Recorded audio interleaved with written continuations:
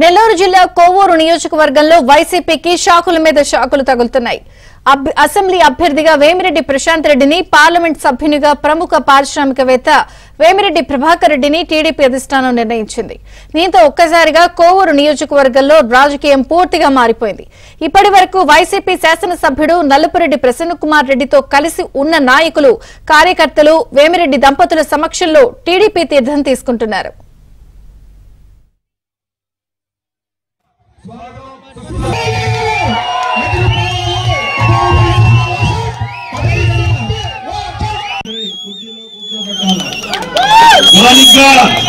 ప్రశాంత్ని ఎమ్మెల్యేగా గెలిపించాలి.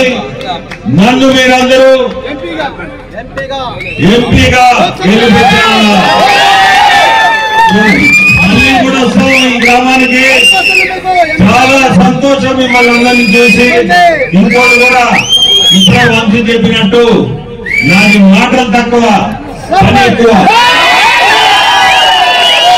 అది మీరు ముందుకు చూస్తారు, మా పని కూడా ముందుకు చూస్తారు.